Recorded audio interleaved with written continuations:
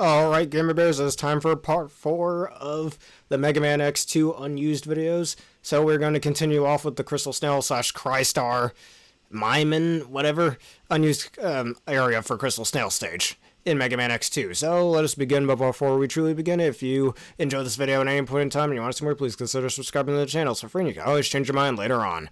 So continuing, level graphics.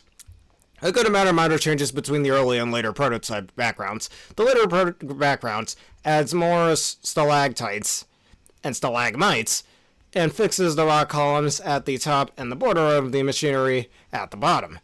In both prototype backgrounds, the background layer is transparent and is set against a solid black background color. In the final version, the layer is opaque and the black color is part of the background layer. And while we're at it, we're also going to look at the Sigma stages in this game too, the unused content and what changes happen there. Funny how this doesn't have the background, actually. I guess just so you can better see most of the detail that ended up getting changed.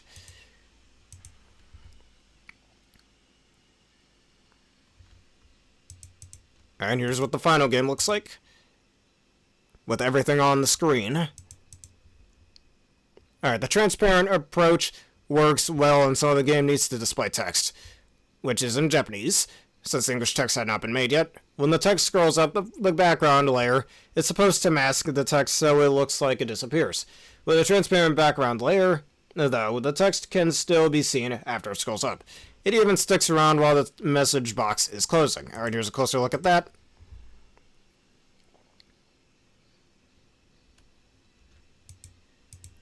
Alright, with Sarah just sitting over here, or Sergis, however you say his name. Looks kind of weird without arms, I must say. There is another stage where every single screen has some minor changes. It's like Flame Stack stage, but with large blue crystals. The ceiling tiles are different too. In the early prototype, they're blockier, while the final tile set rounds them out.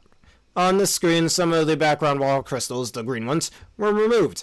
The opening in the wall at the end was shortened, and some enemies were added. Like this, whatever that was, baddie bone thing, whatever. Forgot what it was called. Here's a closer look at the prototype.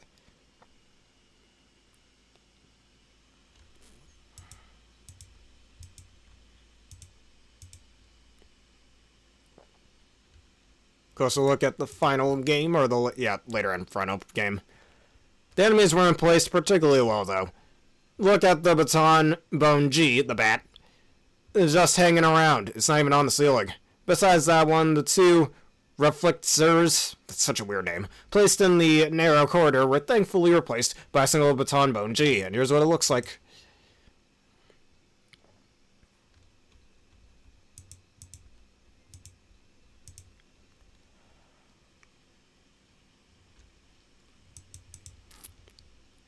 The crystals that are creeping up on that slippery slope don't go as high in the newer build.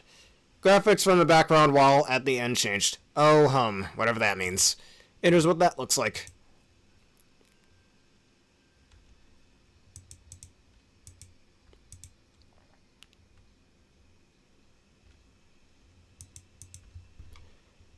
Alright, the older prototype is sparse with the wall details here. Makes for a more boring flight to the heart tank, which happens to be sitting all over here. That is so annoying to get in the final game. Kind of glad they added this platform over here, because how the hell did they expect you to get back in the older prototypes? I guess you're just supposed to die then. You know the meme. I guess I'll die. Whatever. There's a much harder right armor jump in both prototypes. You mean it wasn't as hard before, or it was harder before? And they made it a little bit easier in the final game? Oh, if y'all saw my playthrough, I did struggle trying to get that quite a bit. Anyways, not only is there greater distance between the two platforms, but if the player jumps out of the ride armor to get more distance, they'll be stranded with nowhere out but a bottomless pit. The final game shortens the gap between platforms and adds a moving platform that the player can use to get back safely. Because otherwise it's just bad game design if you're just gonna have them all the way over here and it's borderline impossible for them to get back if they don't have, the ride armor. Also, they say they shortened the distance, but I can't quite see it, I'll be honest. But anyways, here's a closer look.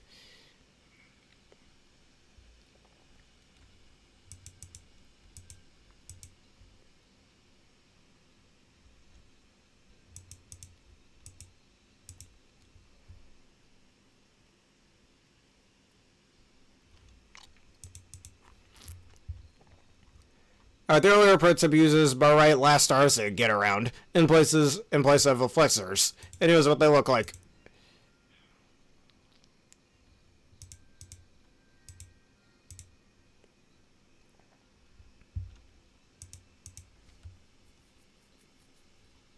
The crystal floor that the ride armor destroys uses the green palette and design of the blocks that the ride armor has to punch. In the final game, it uses the purple palette and design of the crystal blocks that are destroyed by those large sliding green crystals. There's a barite last star or a flexor here that's all but guaranteed to hit the ride armor once those blocks are destroyed.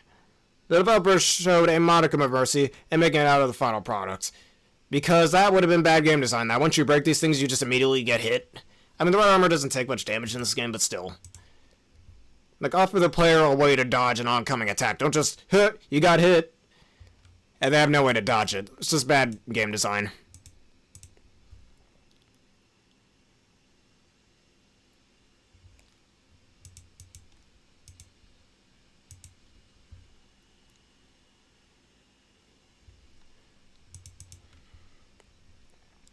The older sample is missing the power-up that would be underneath the breakable blocks, crystal blocks. Different design of the machine-laden floor, too, and this is what it looks like.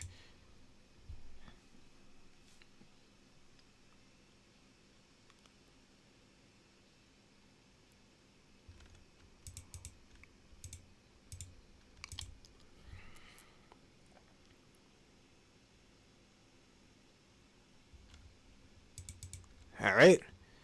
The crystal wall to the left of the X-Hunter shutters is only assembled correctly in the early prototype. All other versions use an incorrect tile for the topmost border piece. The slippery wall uses a green crystal design in the prototype, instead of this weird metallic-looking one. It looks like they just kind of colored over it. But anyways, this was changed to a partly mechanical, partly crystal dull blue design in the final game. More gray than blue, I'd argue, but alright. And no, there are no probe rockets in the early prototype, so it's impossible to get up to the shutter without hacking. The later prototype adds those rockets, but each one is placed higher up than it should be. The final version does seem to place them a little differently, and I guess they just didn't make the probe rockets to go up here yet. Either that, they wanted to decide how X was going to get up here in the first place. But here's what it looks like, a closer look.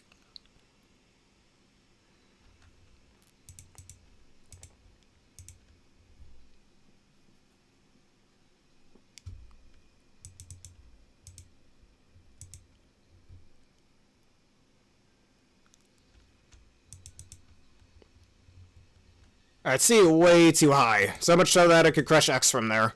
Also, going through the platform, that's not supposed to happen. They have collision detection for a reason, they just didn't put it here, I guess.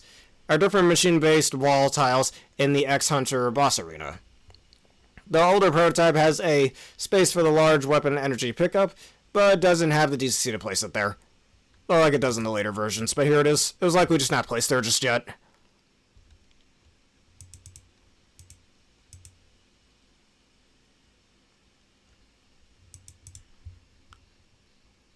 The wall tiles on the left side were heavily rearranged in the later prototype, and picks up were placed in the appropriate spaces. Like this light that's over here in the final version. The X-Hunter exit tunnel is made up of the standard crystal walls in both prototypes. Curious players might try to get in through the bottom, which would most likely result in their death. To discourage such inquisitive behavior, the left and right sides at the bottom of the shaft were converted to slippery green walls. The cave wall to the left of the bottommost reflector was adjusted in each prototype. The topmost barite last star became the topmost reflector, and then became the topmost nothing.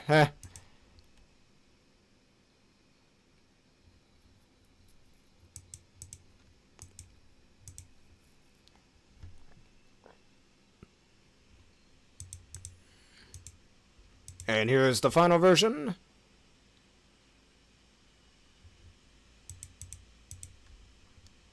It's a little hard to see, but the later prototype adds, I can't read, a small pile of dirt underneath the magna quartz crystal to really sell the idea that it's embedded in the ground. Yeah, you can kind of see it just barely right over here, compared to the prototype version that doesn't really have that. I'm kind of glad they added that little detail too. It kind of looks like it's just like someone just stuck it in there, or taped it in there, but here it definitely looks like it's actually embedded into the ground. Small detail, but it's the small things that matter, right? Folks, do you abhor a vacuum? Have too many extra lives? Why not try a new large life energy pickup? It's just a joke, I guess, because here in the prototype build, there is no power up here. They likely didn't decide on what they wanted to place there. Later on, they have a life here. But then the final version, it's just a life pickup, or just a big energy. That's all it is. Alright, the early prototype is missing enemies. The extra life chamber and space for X to talk to Dr. Light capsule on its own level. Poor hologram ends up exposing to a wall, which you can see it over here. And there's also a life sitting over here, which is there in the final version. And gee, imagine trying to get through all of these. I mean, there's one less in the final version, as you can see here, one less reflector. All the reflectors in Light's capsule passageway were moved to the right after the later prototype. And the one in the middle was moved more to the garbage can. A middle reflector can hit X while in the middle of the Dr. Light hologram dialogue. For more info on why this is a bad idea, please reread the section on Morph Moth if you've seen that in episode 2. Actually, that was in the first episode of this. But anyways, here's what that looks like in the prototype version. There's no enemies here. Likely they didn't decide to place any here just yet. Here's the later prototype. Now with that life added there, with that wall, or that little space in the wall. And if I remember correctly, I think this capsule gives you the head parts, right? Which I think was supposed to be a teaching element for the player on that, which is why they placed that life there, allowing you to find the path that leads into that. I think that also takes inspiration from certain secrets in Stone Man stage and Mega Man 5. The game giveth and the game taketh away. The reflector is only present in a later prototype. The final game adds 5 baton bone Gs all over the place. In its place, it extends the ladder further down. Noticeable.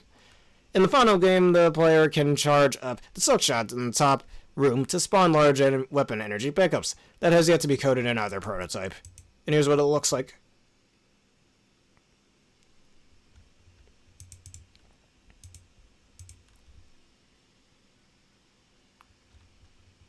I notice that reflector that's right over here, but isn't there in the final game.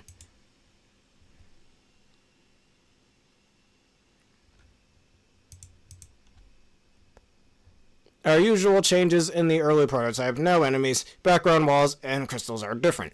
In the final game, both baton bone Gs were repositioned. The one on the purple crystal block is particularly poorly placed. You gotta see that. You're just gonna run right over here, and then you can just get here like that. Since it hangs on thin air, once that block is destroyed, another one was added at the end. And you're right, here's a closer look at what it looks like.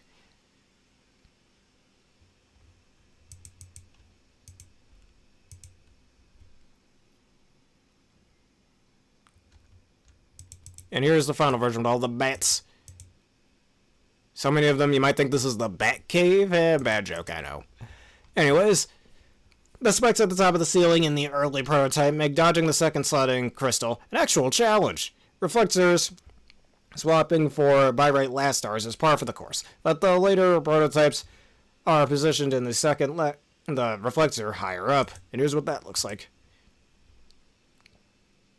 I mean, I guess they probably changed these enemies for those crystal enemies because it would be really hard to even hit X from this angle, especially if he just happens to be going up.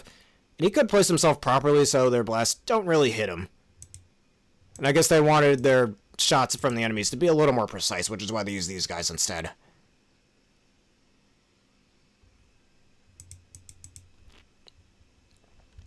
Alright, they moved the reflector. Move him down, in fact.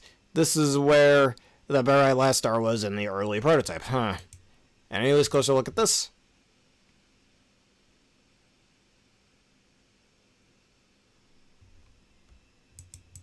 And I guess they moved it down a little bit just so you can't completely just ignore it. I mean, if you're fast enough, you should still be able to. Alright, the ceiling pipes and background walls weren't symmetrically placed. And that's just would not do. And here's a closer look at this.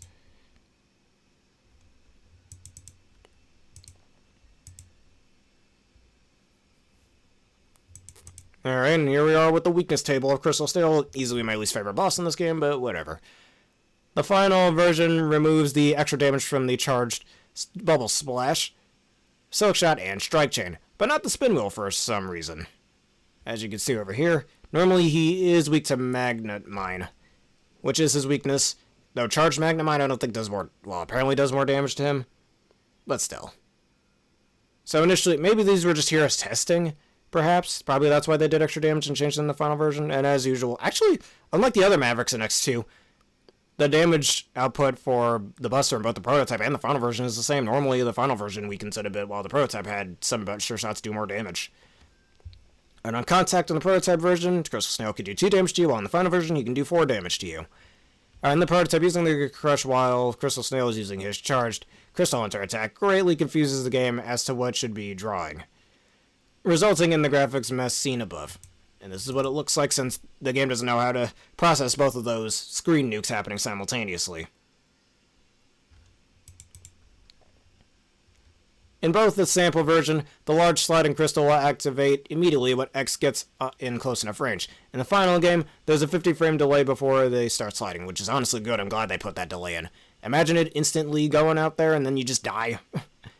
Give you a few seconds to actually adjust and move out of the way. But anyways, during the delay, the crystal will shake back and forth to free itself, finally coming loose with a shower of purple crystals and a shattering sound effect. In the older prototype, there is an oversight that can be seen. If the player gets the right armor past Magna Quartz's room, there is a sliding crystal to the right of the arena. If the player passes below the crystal and then air dashes back to the left, the right armor's graphics will be overwritten with these little bug things. That enemy. But here's a closer look at this.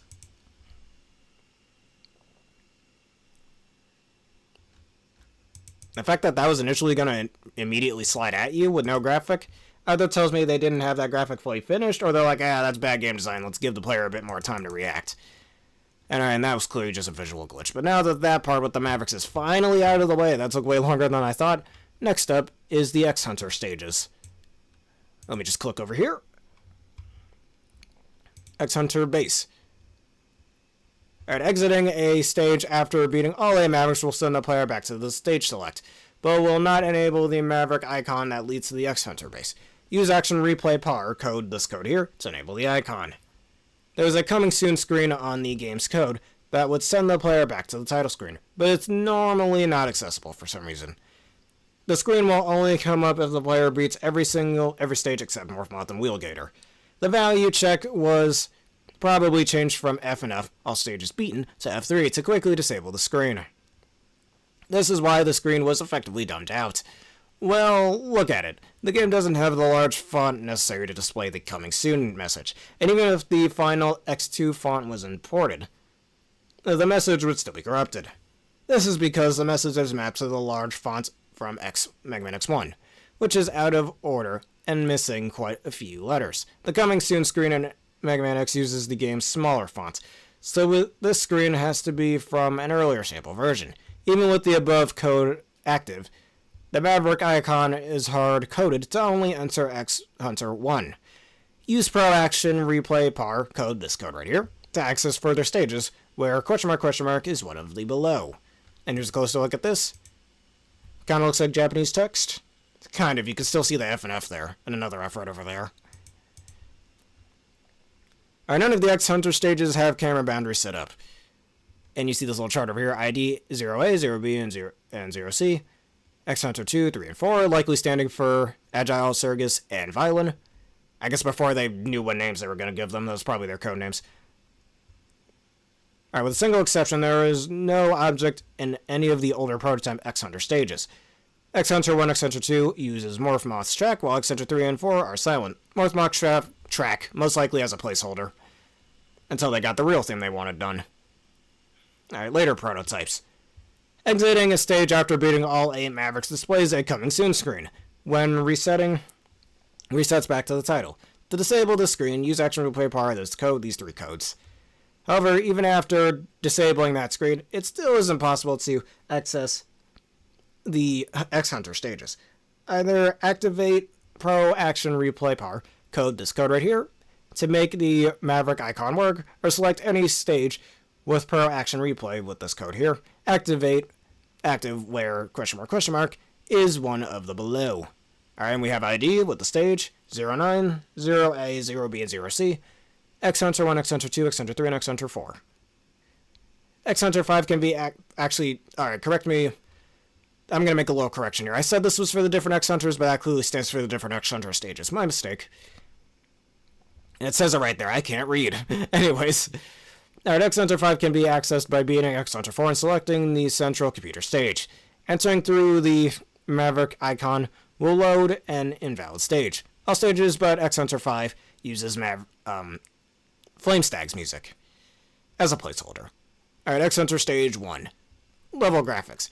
The older background has a blue sky that is missing the background gradient and stars. I also kind of like this more, but this doesn't look that bad either. The stars would have been a nice touch, though.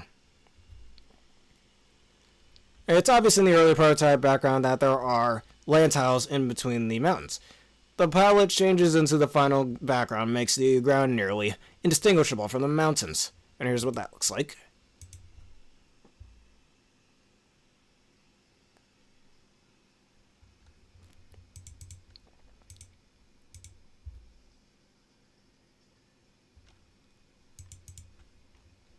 Layout. One of the more obvious differences between builds is the improvement of the accoutrement, on the walls in the background and foreground and background. The graphics in the early prototype are lacking most of the detail seen in newer versions. The later prototype redraws the frost graphics and adds more of them to the tile sets, adds a shine to the window panes, and rounds out the windows. Alright, the cycling room and orange lights from the column in the floor.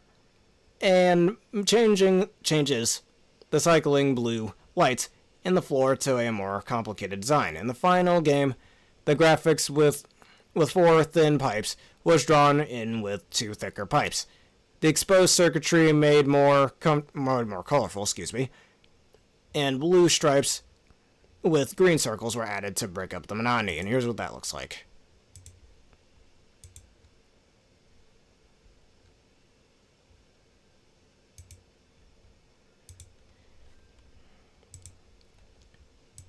And here's a closer look at this.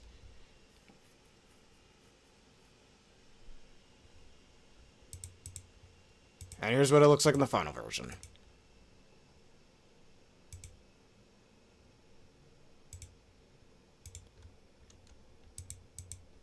Alright. One of the more obvious differences between the builds is the improved... I already read that. Oops.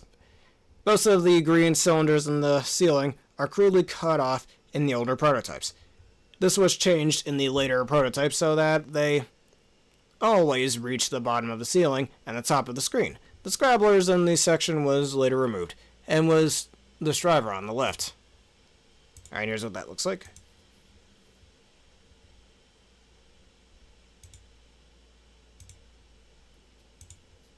Alright. And here's what it is with all the enemies here.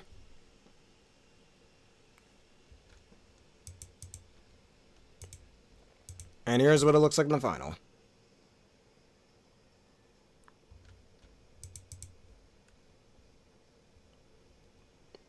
The first pipe in the section was even worse cut off than in the previous section, even if the camera boundaries were properly set up. It would be obvious to see where the foreground ends. The final game adds another 128 by 128 blocks below the pipe to fix this error. All 3 enemies on the right side of the screen, the Scrabbler, the Striver, and the barrier attackers, were removed in the final game. Here's what that looks like.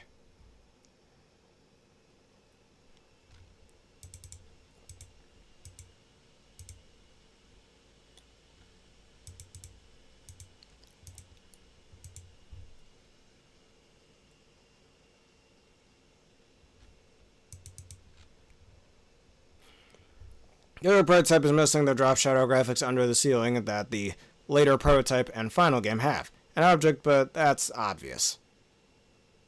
All layouts have a spike pit that is impossible to cross through normal means. In the later prototype, the player has to freeze the barrier attacker with Crystal Hunter and hop on top of to get across the pit. In the final version, a floating switch platform was placed on the left side of the pit to give the area some semblance of difficulty.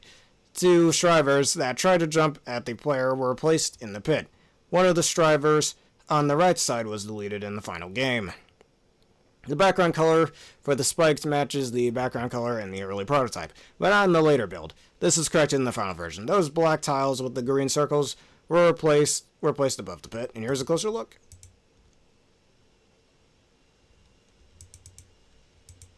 That's an awful lot of them just floating there.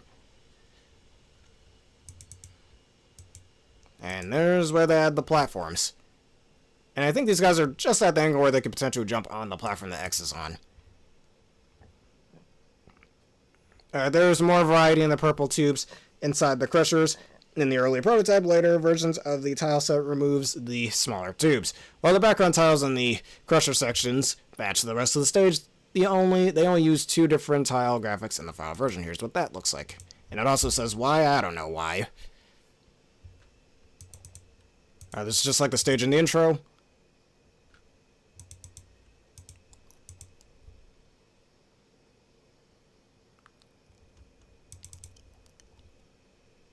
While there's a bug with the background tiles in the later prototype, the player destroys the slidems, whatever that means. I guess this guy here, probably its name, whatever. With something like a charged Sonic Slicer before it gets a chance to move, the background tiles are deleted. It seems that the new tiles seen in the final version were created to mask this bug. Alright, here's what that looks like.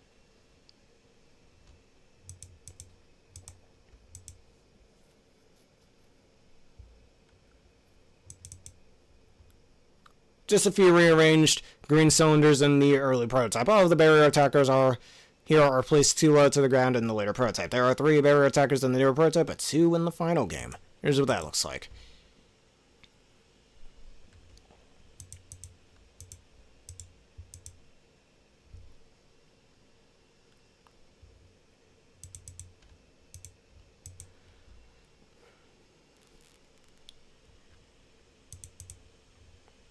There are fewer gaps in both sides of the crushers, and the gaps that do exist go further up.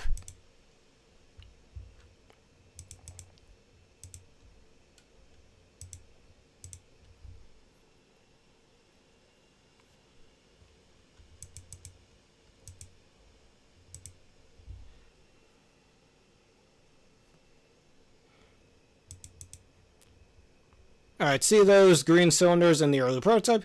They sure did change. The floor at the bottom of the screen has 2 crash rotors in the later prototype, both of which were removed. The Acklanda at the top of the screen moved to the bottom to fill the double crash rotor sized gap. And here's what that looks like.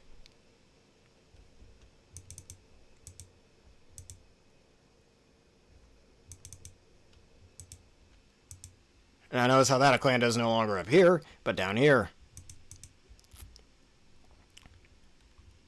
Our usual background tile changes. And here's what that looks like. Just a closer look.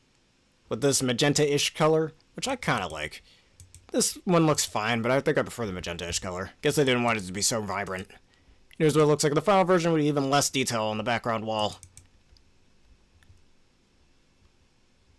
The part of the upper path is empty in both prototypes. The final version adds 2 each of the mecha arms and crash rotor enemies. These guys over here.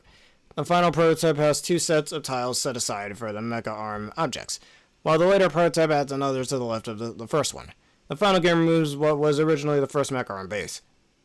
The second gap opens up more to the later prototype and final game, and here's what that looks like.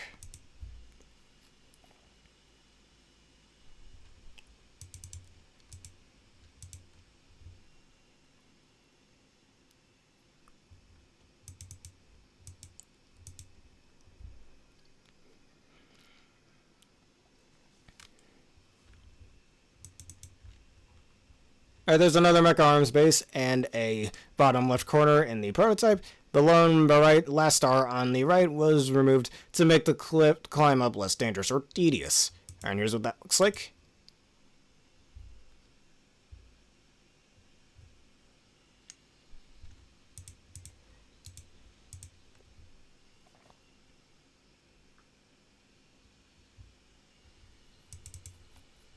Here's the final game.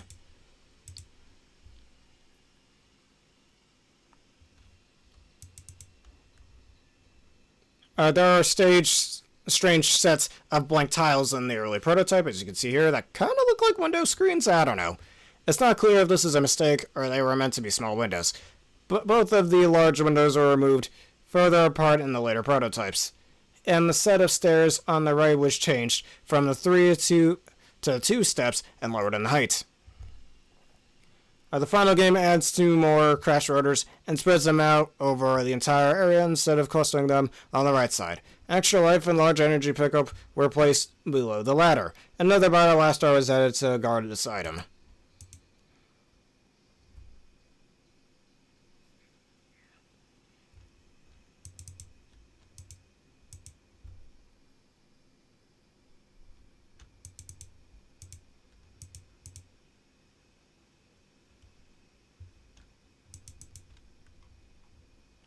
The non-lethal spikes were changed to... Yeah, totally not lethal spikes. Alright, those are very lethal. To electric currents. Most likely to make clear they're not lethal, because, yeah, in most Mega Man games, anytime there's spikes, in pretty much every platforming Mega Man game, they're always instant death. It doesn't make sense that they have spikes that don't instantly kill you, so it would cause the player into thinking, yeah, that's going to instantly kill me if I touch them. But the final version adds more indented tiles to the middle of the area, right over here in the background, and here's what that looks like.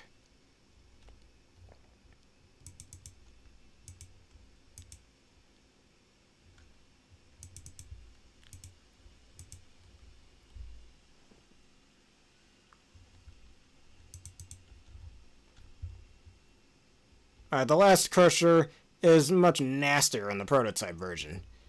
There are indents in both sides of the crusher that are 2 blocks wide. It's almost impossible to climb up the crusher using just one wall. Pretty much impossible, good lord. And here's what that looks like. I'd hate to have to climb up here like this, doing that. I mean, you could do it like that, but I feel like that's going to get you snagged a few times just by how the NES, or the SNES, Mega Man X games work. I always felt climbing walls in that game to be slightly clunkish. Even on this wall, I always found it to be a little annoying personally, but whatever. The boss shredders use the X-Hunter design in early prototypes, appropriate given that this is the X-Hunter base and all, but later versions turned them into standard boss shredders anyways. In the later prototype, the Barry Last Star palette is overwritten by the boss shredder palette. The final game fixes this oversight by just removing the Barry Last Star altogether, or entirely. Here's what this looks like. The Barry Last Star does have the same color scheme as the boss gate as well. I mean, yeah, it looks a little out of place to the rest of the game's graphics because of it, so they just changed that. They could have just coded it in so it has its normal colors instead of taking the colors of the boss gate, but whatever. All versions have different arrangements of wall decorations, but that should be expected by this point. What is weird is that the early prototype doesn't have a ceiling in Violin's room. And here's what that looks like. Maybe initially they didn't need to have a ceiling up there for whatever reason.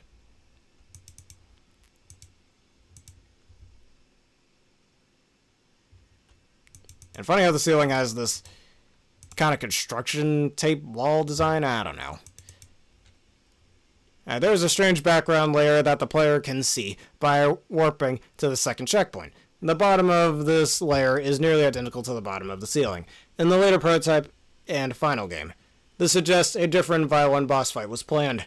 Making the ceiling a separate layer would allow the developers to lower and or raise it during the fight, which would make Violin's Morning Star and bullet attacks more difficult to avoid. Later versions simply simplify this concept by adding disappearing blocks that the Morning Star bounces off and that both the player and Violin can stand on. And here's what that looks like.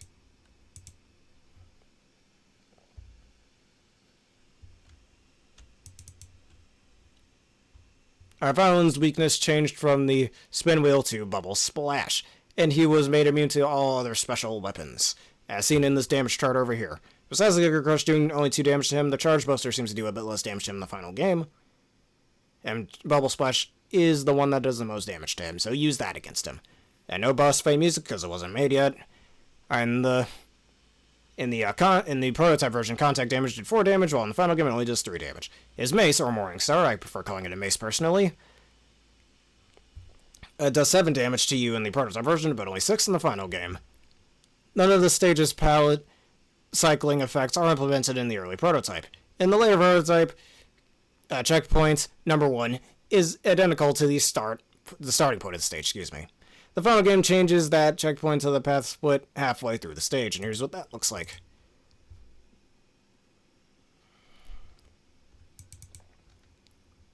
In both the later prototype and the final game, the stage palette changes halfway through the level.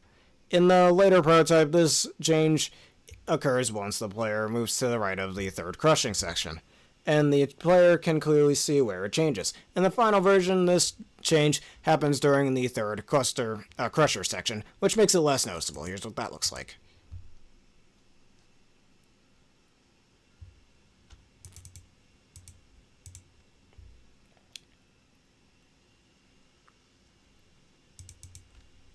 Alright, X-Hunter Stage 2.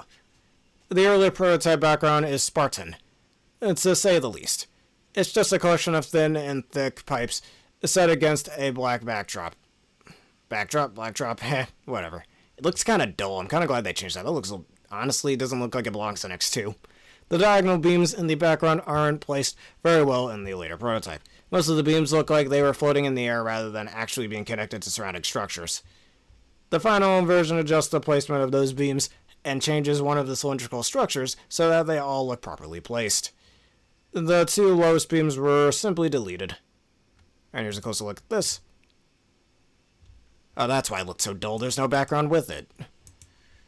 Here's what it looks like with a proper background. Does kind of look like some of those are floating a bit. And here's what it looks like in the final game.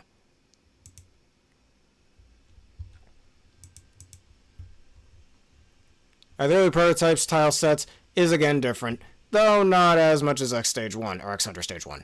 The final tile set adds borders around the square and rectangle tan blocks in the walls. Changes the current circuit blocks. I can't read. From a sort of maroon color scheme to purple. It alters the background walls from green blocks with small lights to purple walls with stripes of green machinery. The contrary to what the image would have you believe, there is water in the early prototype. It just uses the same palette as the above water area. The final layout changes one of the corner tiles in the upper right to a solid pipe, covering up the small opening in the wall. And here's what that looks like.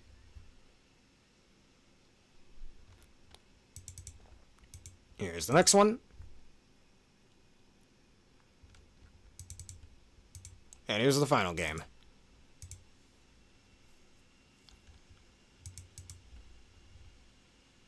Most of this area is flat in early prototypes, with a nasty collection of spikes that the player has to navigate past at the end. The later prototype removes those spikes and adds some platforms and pits before then. The final game removes the last fissure and places 2 of them higher up, away from the walls they originally rammed up, and here's what that looks like. Now, those spikes do look pretty nasty, and you gotta be real precise with your movements. And here's what that looks like here with the spikes removed. And you can tell they added the water here because there's no water effect over here.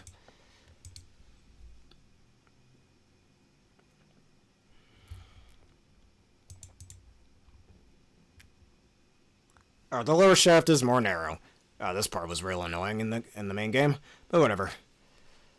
An early prototype, and the upper shaft is more spike-filled. In the later prototype, this area is infested with underwater Morgans.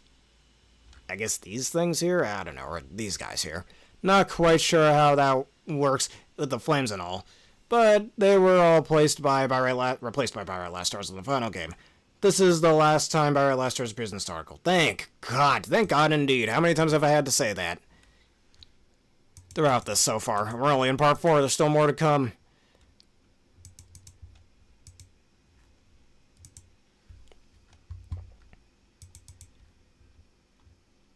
The floor next to the would-be Garakuta robot doesn't extend as far to the left as it does in the final game. The floor to the water section is 16 pixels lower in the early prototype. Here's what that looks like. And here's the final version with all these enemies sitting over here.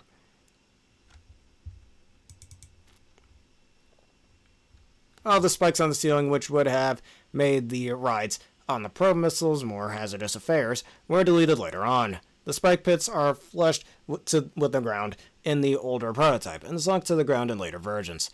The first ceiling ends later in the early prototype, while the second ceiling is higher up than it is in the final version. All probe missiles were moved 16 pixels to the right in the final version. Here's what that looks like. God, look at all those spikes. Holy Jesus. Glad they replaced that, though. The section was still really annoying in the game. If you don't know what I'm talking about, just watch my playthrough. That shit was annoying. And here's the final version.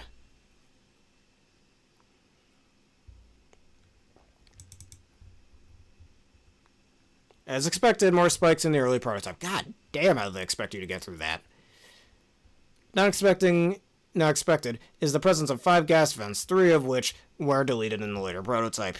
Said gas vents are missing nozzle graphics, which were added into the later prototype but are longer than the ones in the final version. The flame geysers are missing from both prototypes. Oh, that's how they expect you to get up there with this. But anyways, here's what it looks like. I guess they had to remove some of those because it would be really annoying to try and get past these and constantly switch to one side to the other side so you don't get flamed by them.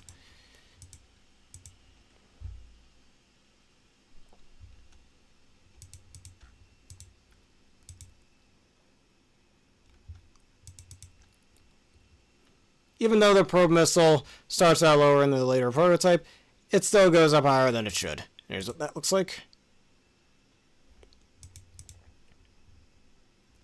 The early prototype has extra spikes below the platform in the lower left, a cruel surprise for anyone who clung to the right side of the probe missile in the previous section. Good game design as always, right?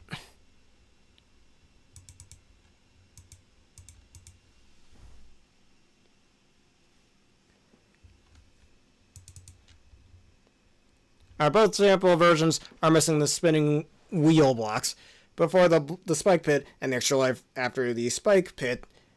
The spikes have the same problem as X Hunter Stage 1, where the background color isn't the same as the walls above them. Here's what that looks like.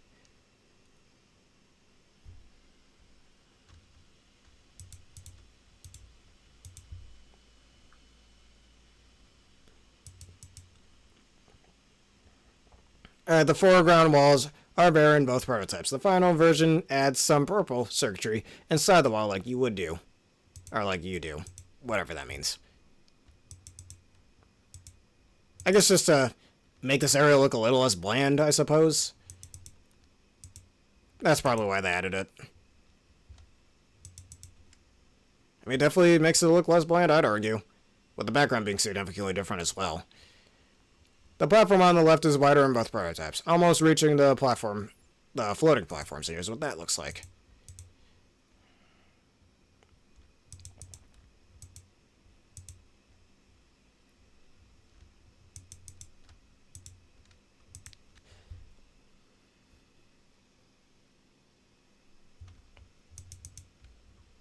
Lots of tweaking that went on here. Surges is weak to the strike chain in the later prototype and the Sonic Slicer in the final game. Probably thought that making both the Sigma Virus and Surges weak to the same weapon was redundant. Yeah, plenty of Mega Man games have done that, I'm just saying, but whatever. Where one endgame boss is weak to the same weapon as the other one. Like Mega Man 4 did that quite a bit. The final boss in that game, weak to Ring Boomerang. Mothula, or whatever the heck it was called, whatever, one of the Moth bosses in Mega Man 4 was also weak to Ring Boomerang, so Mega Man isn't exactly a stranger to that, but whatever. Surges was given a second weakness in the form of an uncharged speed burner. I should remember using that in my playthrough. The charged Bubble Splash does normal damage in the final game, but the charged Silk Shot and Magnemine do double damage. And Surges was made immune to the uncharged spin wheel. Alright, and here's a closer look at the weakness table we have over here. Once again, the charged shot does less damage. Charged Bubble Splash seemed to do a bit more in the prototype version. Alright, charged Silk Shot does more. Sonic Slicer being his main weakness is pretty good. And Magnemine doing a little extra damage to him in the final game, as well as Speedburner being a secondary weakness. Though I think Speedburner is overall easier to use in my opinion, for this fight. For this boss fight, the later prototype uses a track that played during X Hunter Stage 3 in the final game. Most likely as a placeholder, they wanted that song to be there originally before they changed their minds. Contact with the cannons does 6 damage in the prototype version, but 4 damage in the final game. Cannon shots do 2 in the prototype, but 3 in the final version. Alright, if the player jumps on the floating platform and then uses the Giga Crush before the screen locks, the cannon on Surge's tank will be destroyed before Surge even gets the chance to move. The final game fixes this by disabling collision on the cannon until the boss intro is done. Surge has nothing to say after his defeat. Unlike in the final game where he has different things to say. So initially maybe they either didn't have his dialogue done yet, or they didn't know what to make him say at the time. Or they didn't want him to say anything initially. That's a possibility too. This background looks significantly different. The background in the older prototype, which is seen far less than the background in later versions, is very different with a lighter color palette and no towers and 6 giant lights. It kind of looks like a train in like a dark tunnel coming towards you. That's kind of what it looks like to me. The background layer in the later prototype is transparent and set against a dark brown background color. See Crystal Snail's stage for why this is a bad idea. The lights in the background are darker than the final game. A palette cycling hasn't been implemented, even though the directional diagonal beams were fixed in the previous stage. They still look like they're floating in place this stage. Alright, here's what that looks like. And here is the first prototype. And the final game.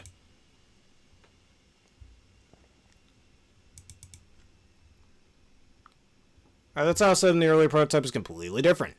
Not a single tile made it into the final version. The way these tiles are drawn and shaded doesn't seem to make any other stages in the game. To match in stages. Which is likely why it was completely redone. Yeah, this looks almost out of place to the rest of the game, actually. Far too many enemies here in the later prototype. Yeah, way too many, good god. This looks like those little Timmy levels you'd see in Mario Maker, good Jesus. The final version removes the first Polaroid and the last 2 Baton Bone Gs. The Polaroid by the large enemy pickup will always jump in the pit in the prototype, while in the final game it's positioned to jump on X's head. Right over here, as you see. There are minor changes in how the pipes and such in the wall are laid out in the final version. This applies to almost every room in the stage. The hanging platforms that the extra life and energy pickup lie on extend over the second pit in both prototypes. All this does is force the player to wall jump and waste time. So the platform was shortened in the final game. Here's what that looks like.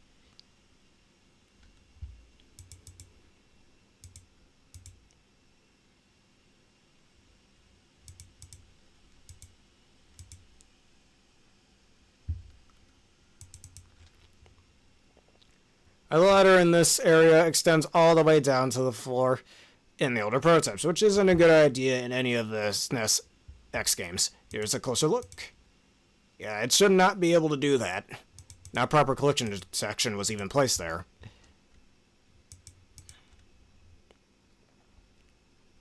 The walls in the switch-activated platform selection, the selection that is supposed to let the player test how the platform works in a safe environment, a teaching element in other words, are loaded with spikes in the early prototype. The later prototype removes these spikes and adds 3 hanging replies that don't seem to be hanging from anything in particular. The final version removes all 3 of them and deletes one of the Tyrannos enemies at the top. Alright, here's a closer look at this.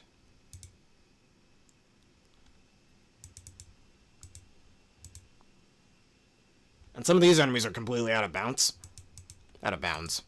Imagine out of bounds. Anyways. Screen definitely looks much cleaner now in the final version. The spikes on the ceiling and floor stretches out further in early prototypes, making it impossible to reach the other sides without the air dash or a charged up speed burner. The later prototype removes 4 sets of spikes from both the top and bottom. The latter, which is fully embedded in the ceiling, in the early prototype and thus much harder to grab on than it should be. It's lowered to the ground starting in the later prototype. The barrier attacker was placed too far to the right in the older prototype version, so it ended up passing through the wall on the other side. Here's what that looks like.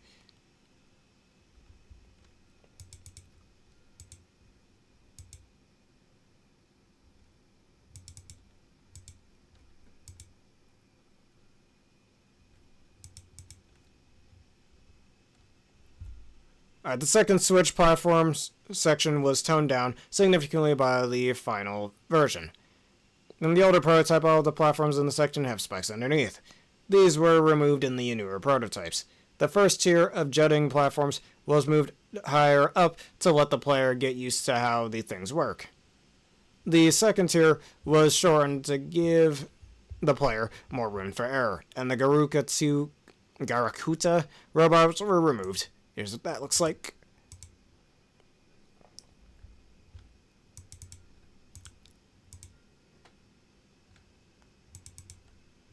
And here it is in the final game.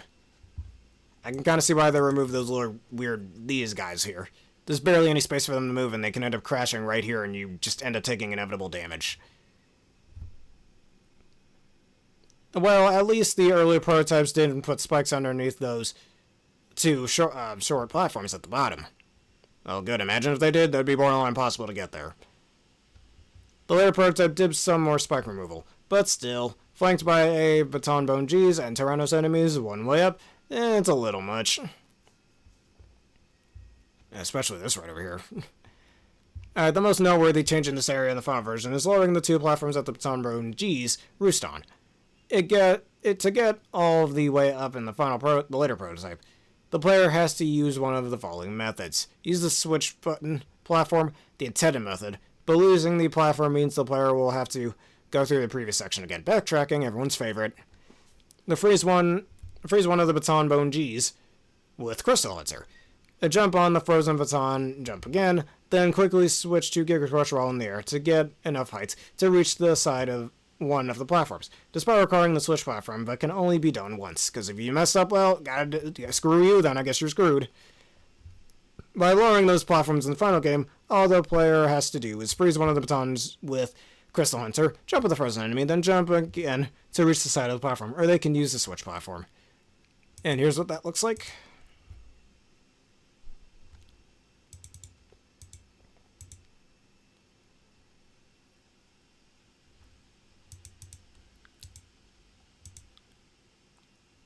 And like I mentioned in my X2 playthrough, there's so few enemies in the game that are even affected by Crystal Hunter. And thankfully these are one of the few enemies, both the Tyrannos and the Baton Bone G. Alright, there are strange solid tiles blocking the way with the extra life and large energy pickups, or, well, nothing in the early prototype. Seems like these should be destroyed by Spin Wheel, but that weapon, or any other weapon for that matter, has no effect on these blocks. These were removed in the final game, and the Disc Boy 8, that was once wedged in those blocks, was repositioned to the other side of the gap. Here's what that looks like.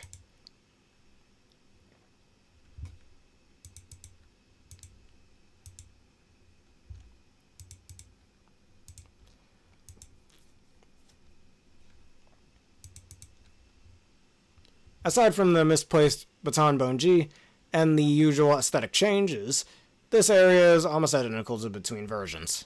Alright, here's what that looks like.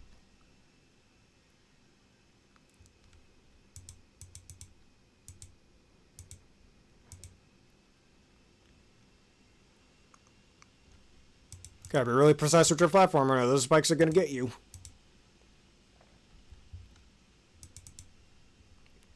This room contains the Shoryuken light capsule in the final game, provided that the player had obtained every other before entering the room. The room is empty in the early prototype, while in the later prototype filled with 4 large life energy pickups and an extra life, so before they decided to put that there. Alright, here's what it looks like in the first prototype. Again, where the layout is, like, kind of looks different. Or, like, the textures and whatnot. Doesn't even look like it's in the art style of Mega Man X 1 through 3. I'm glad they changed it a bit more here.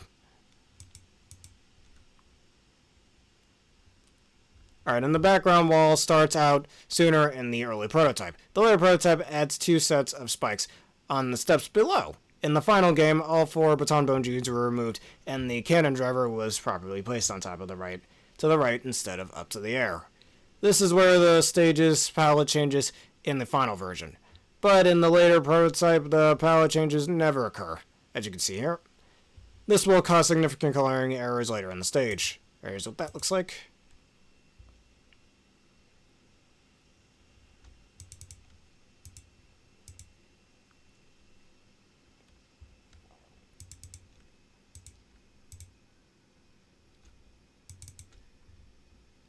Alright, the standard aesthetic changes in the floor and wall tiles, plus some ladder lowering. And here's what that looks like.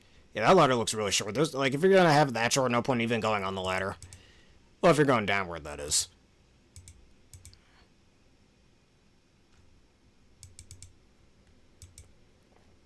And this life placed over here, if you can use a well-charged speed burner to get through there.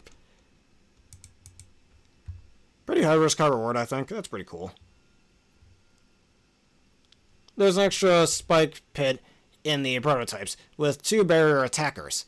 Unfortunately, the wall around that spike pit are so tall that the player can access the light capsule room from below. The final game removes that spike pit, and the barrier attackers to keep the player from bypassing the tougher upper parts. In other words, cheesing it. The longer spike pit is unforgiving in the prototypes. There is no solid ground anywhere, so the player has to make a series of Crystal Hunter jumps, while Baton Bone G's and Paroroids try their hardest to knock him off into the pit. The final game shows some semblance of mercy by removing the batons, sinking the movement of the first 2 Paroroids, and adding 3 narrow platforms to the pit. And here's what that looks like.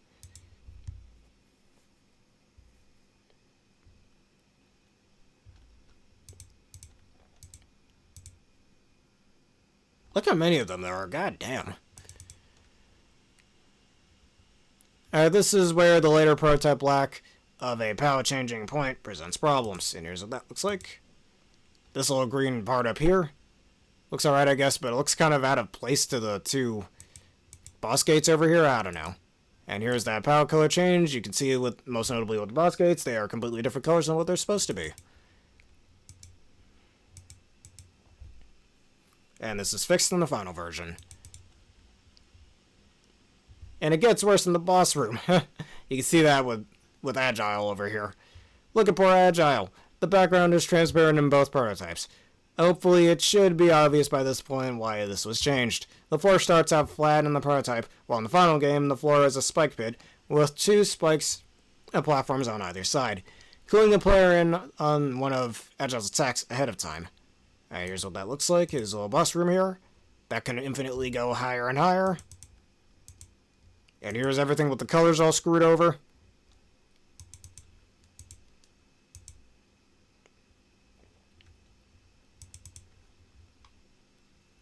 Alright, boss. No boss fight music. Agile only takes damage if his face is hit in the later prototype. In the final game, hitting any part of his body counts for damage. Alright, good to know. That would have been much more tedious if you could only hit his face. In the later prototype, if Agile spike blocks fall on the player will phase through the block, probably because it doesn't have proper collision detection. In the final game, the block will explode if they land on the player. A good change, I'd say. No dialogue for Agile after he's defeated. Either they didn't make his dialogue yet, or initially he wasn't going to say anything. Alright, the missile will do 8 damage in the prototype version, while 6 in the final version. And the Buster Shots do the same to him, though it's probably borderline impossible to even hit him with Buster Shots with how this boss fight works. Initially in the prototype, he took damage from Bubble Splash, Silk Shot, and Spin Wheel, and Sonic Slicer, and Strike Chain, and Speed Burner. But in the final game, he only takes damage from Magnum Mine, and or the Buster Shot, but good luck trying to hit him with that. And the Giga Crush, of course. Also, Magnum Mine seemed to have done more damage to him in the prototype than it does in the final version. Interesting to know. Alright, the final game adds another checkpoint at the path split. Here it is.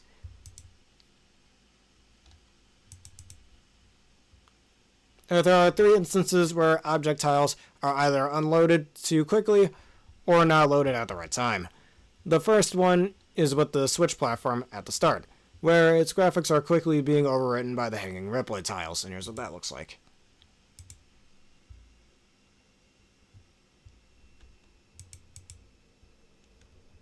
And the second is the Garukuda robots on the upper path. The graphics are already loaded in the second switch platform section, but are then overwritten by Disc Boy 08 graphics. And here's what that looks like, which looks terrible, good lord. The last is with the Tuba Males S. The game loads the graphics for the boss starter sprite too early, causing the Tuba Male S tiles to glitch out while it is still on screen. Here's what that looks like.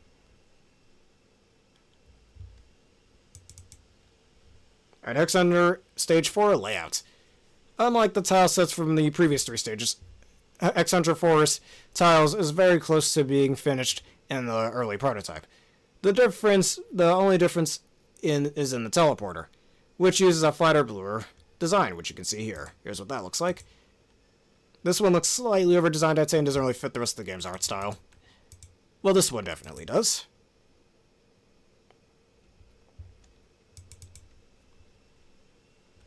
The 4 small energy pickups at the top of the stage aren't in either prototype layouts. Here's what that looks like.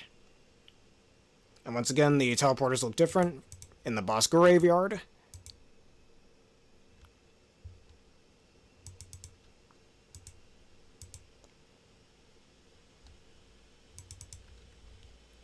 Our Morph Moth room is missing the junk at the bottom, necessary for explaining how the cocoon is sucking in debris, or debris, and the ceiling.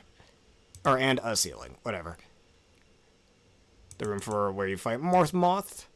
And this looks a bit different, especially with the floor being a more junk-themed one.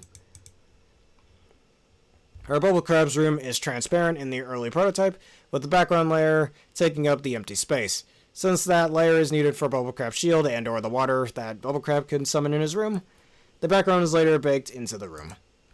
And here's what that looks like. They're likely just testing both his shield attack and him summoning the water into his room.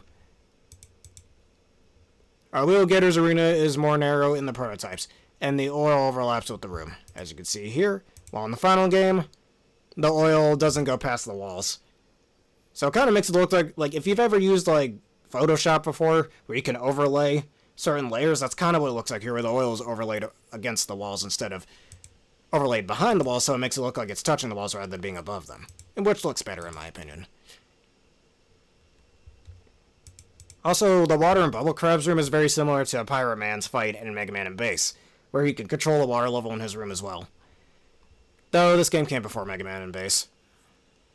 So, it likely took inspiration from Bubble Crab's fight.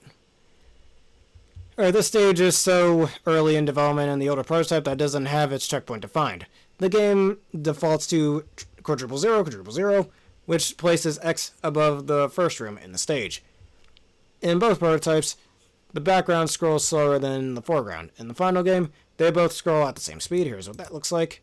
This is so early in the prototype, there's not even a freaking background. The railing of the platform in the teleporter hubs aren't properly defined as higher priority tiles in the early prototype. The graphics for the Bubble Crab shield isn't in the later prototype background yet, making the shield invisible. And likely wasn't properly programmed in fully just yet. At least in this area. Alright, and finally, X-Hunter 5, or X-Hunter Stage 5, where we fight Sigma Boy. Alright, here's the layout. Alright, even though neither Sigma nor Zero have been coded into the early prototype, forgot about the Zero fight here, if you don't get all 3 of his parts. There's already an early version of Sigma's boss arena, where mostly the background's just different. It's missing the unique glass-like tiles, and looks more like a standard Magna Centipede room. The game doesn't load a new palette for the background, leading to the incorrect color seen here. In the later prototype, the room is missing its ceiling. The behavior that lets X bypass through it at the start doesn't seem to have been coded in yet, and the background doesn't have an orange hint or tint. And this was likely not programmed in for the cutscene with Zero either. Whether you have to fight him or he has the copy Zero sprite, and then the real Zero destroys said copy Zero. And also notice that the later prototype doesn't even have a ceiling, but here's what it looks like. Looking more similar to Magna Centipede's stage. Of all stages, why that one? I don't know. Easily my least favorite stage in this game, as I mentioned in my playthrough.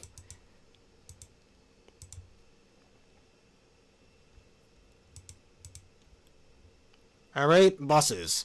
Also, notice the crazy damage output for Silk Shot over here. That's clearly a mistake. Either that or it's just there to test how Silk Shot would work against Zero if he didn't get all 3 of his parts. Zero takes normal damage from all weapons except the X-Buster. He's immune to the normal X-Buster, the normal non-lemon shots, if you will. But takes greater damage than in the final game. He does, where the almost charged shot, the little green missile shot, does 2 damage and the fully charged shot does 4. Actually, no, that's if you have the arm parts. So, normal shots do nothing.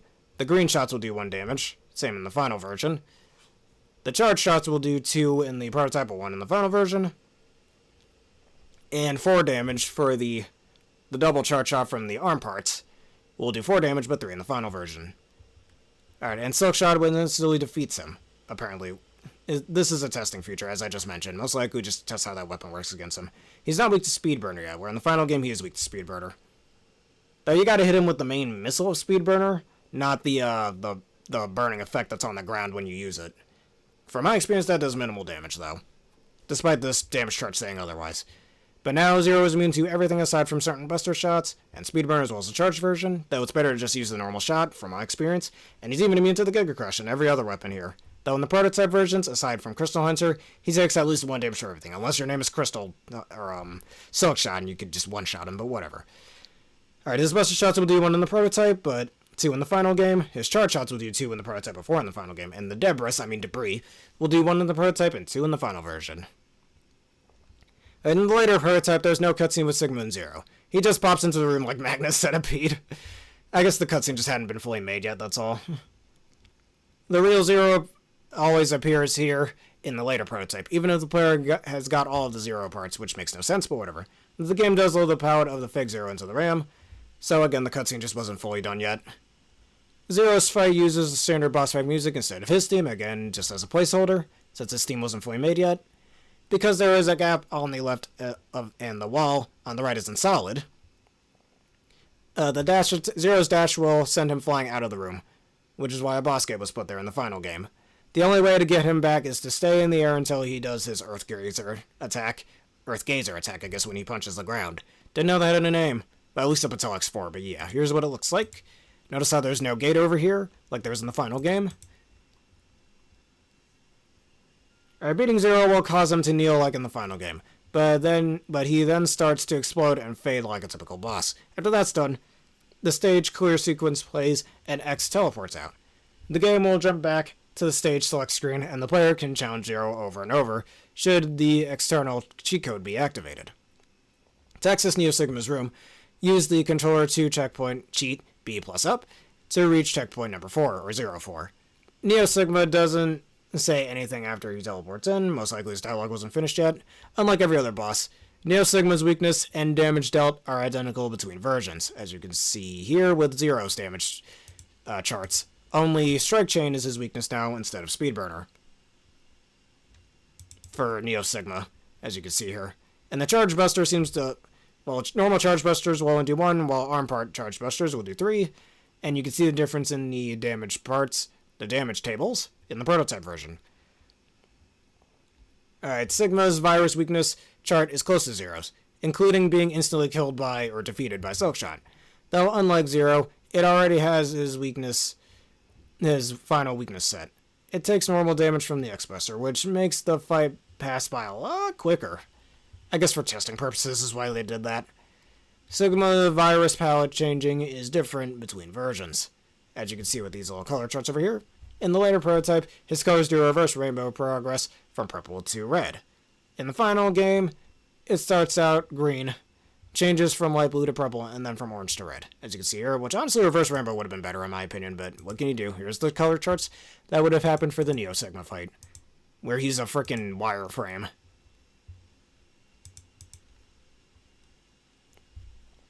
Alright, this stage still uses the standard Magnus Centipede track as a placeholder. The final game changes the track to the intro stage piece. If the camera's lower boundary is hacked and X is placed below the chop register /0 room, X will fall into Neo Sigma's lair. The palette fading effect that the final game uses is already present, but the dark blue color from the background changes to this orange-brown color. And here's what that looks like. Clearly very unfinished.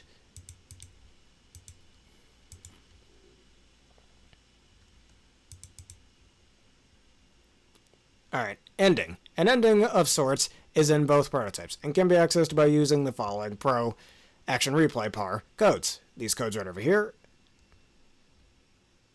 Some of them being changed, like this one, ending in a 4 in the prototype version, but ending in 5 in the final version, or the later prototype. This is a heavily corrupted version of the first game's ending. This looks best if Magnet Centipede is the last boss the player beats, for whatever reason. It's in better shape in the early prototypes, keeping the correct sound effects and gradient effects and ending text. After the text stops, the intro stage is loaded and the game will quickly softlock. By the later prototype, the ROM that changes enough to completely correct the graphics. The sound effect had been re-recorded, or reordered. And since the X1 script had been fully expurgated, whatever, the game keeps loading garbage text until locking up. And here's a closer look at these in the early prototype.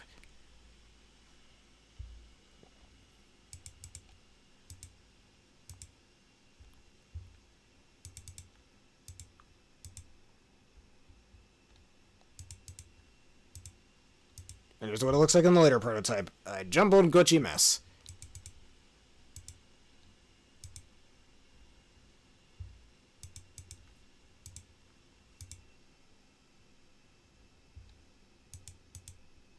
Alright, well, with that being said, that's done with this part 4. So if y'all enjoyed this and you want to see more, please consider leaving a like, comment, and subscribing. And as usual, answer the question of the day. Of all the unused content we went over in today's episode, which would you like to see most in the final version? I guess for me, the certain background we saw earlier. Yeah, this one. This looks pretty nice. I also would have preferred if this is the background they used for X Hunter Stage 1 with the little stars in the background. That would have been cool. But in the next episode, we will do sprite changes next. And talk about those, as well as weapons and item changes. So, thank you all for watching. See you all in part 5. Have a terrific day.